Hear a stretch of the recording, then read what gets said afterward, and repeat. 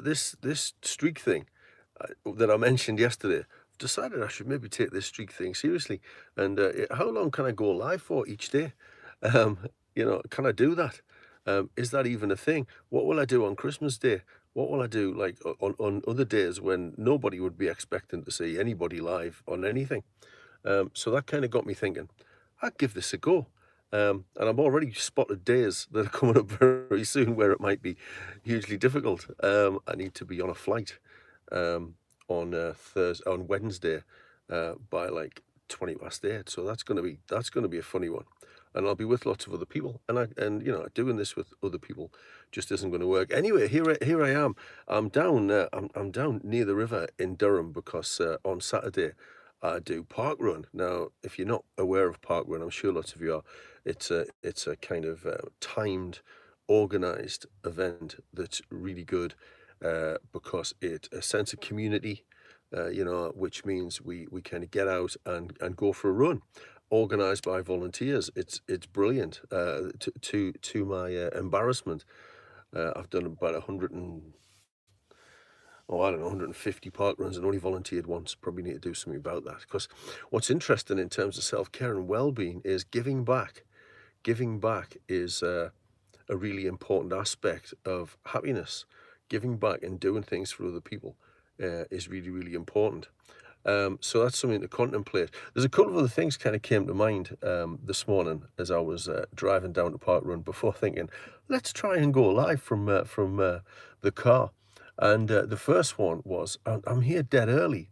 And I think this is something that in the way modern life, the way the world works now, is becoming problematic because I think people tend to be rushing about all the time, don't they?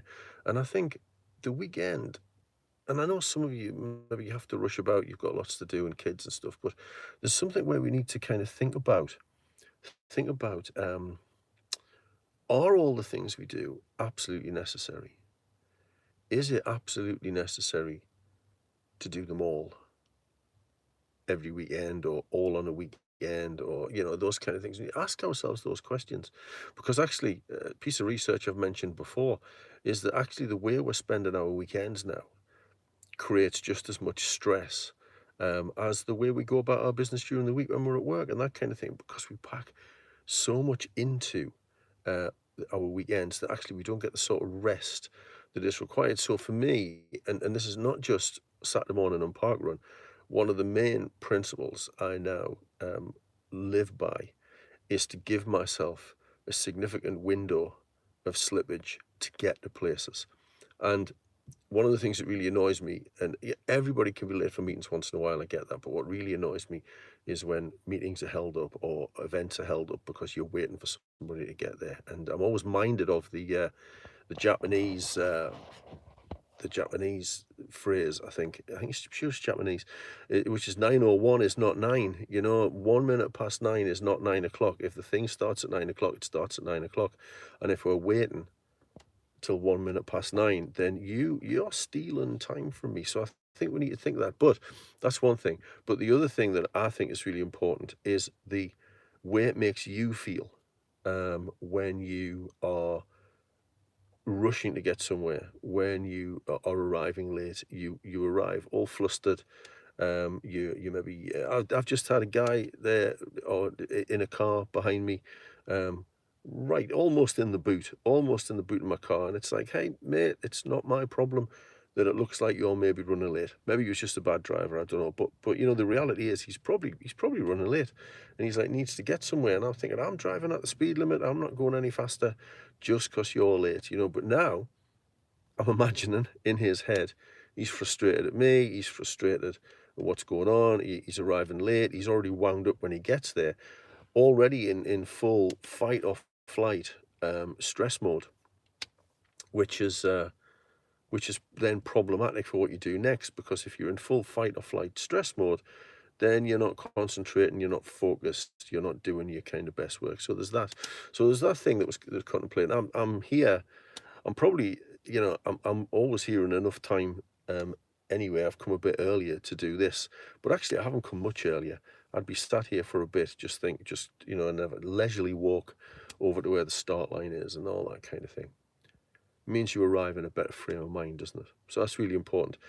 The other thing is this concept of leaning in, and this was a podcast I saw ages ago, a couple of years back at least, I would think now. The woman, can't remember her name, I'd have it in my notes, I'll see if I can find that, see if I can find the link. She was saying that when you ride your bike, you don't have to actually steer in a particular direction to go in a particular direction. You can just lean into the way you want to go, and the bike will move in that direction. I don't understand the physics of that, but as somebody who cycles from time to time, I understand that that works. You just lean over to one side, and the bike goes in that direction. And what she was saying was that sometimes we can't always be fighting all the battles on all the fronts all the time. And for a long time, so this is my personal reflection, good time to reflect a Saturday morning. My personal reflection would be that I've been leaning into my academic mental development for a long time in terms of reading on a morning, getting the books out and getting up on a morning and reading for maybe half an hour or more sometimes, especially on a weekend, maybe reading for an hour or 2 hours on a morning. Getting up 6 o'clock is my normal get up time. Um, and I just thought, no, as a consequence of that, I don't think I've got out and done as much. I haven't walked the dog as far, I haven't got out and done as many runs. Certainly haven't done Parkrun. I did Parkrun for the first time last week since before lockdown. And I love Parkrun.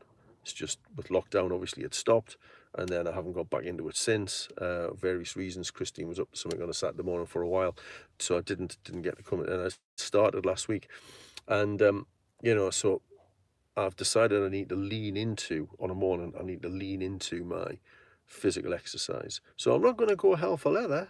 I'm not going to go hell for leather and turn my whole life in that direction. I'm just going to lean into exercise for a while and maybe leave the reading alone, or leave as much of the reading alone on a morning for a while. Done a lot of reading. Got a lot of books.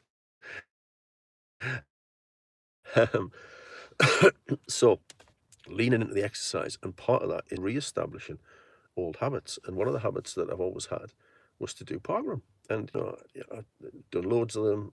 Certainly, phases of doing it every week was a real good thing. And because it comes at the same point every week, it's easy to embed it and routinize it into your activity, your world, into the way you operate. So here I am at Parkrun, ready to go and have a walk across to the start. It's about a 5-minute walk to the start. I'm going to walk across there. I'm going to do Parkrun, and that will set me up for the weekend. This is the great thing. The great thing about exercise, okay, final thought. The great thing about exercise is whatever's going on in your life, whatever's going on in your world, you know, um, check that you're okay to be exercising, obviously, all those kind of caveats, you know what I mean? If you haven't exercised for a while, particularly, or if you've got any health conditions, check. But generally speaking, for the general population, at a population level, if you take some exercise, it's going to make you feel better. It's as simple as that.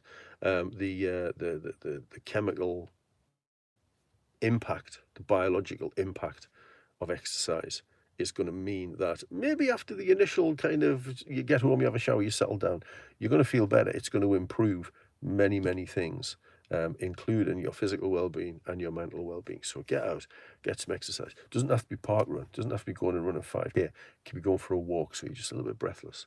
So there you go. So there you have it. Exercise, really important. Routinizing it, having a strategy so it just happens, leaning in, not kind of steering in big directions and, making dramatic statements about stuff, which I often do. Just leaning into exercise for a while, because you can fight all the battles on all the fronts all the time, so take care and yeah, do that. All right. Okay. Good to see you all. Now the problem I've got here is I now don't know how to stop this thing, do I? I hadn't thought of that, had I really? I hadn't thought about how to kind of actually end this live. So what I'm probably about to do is lose the whole thing. But anyway, it's been good to talk, even if it's just talking to myself.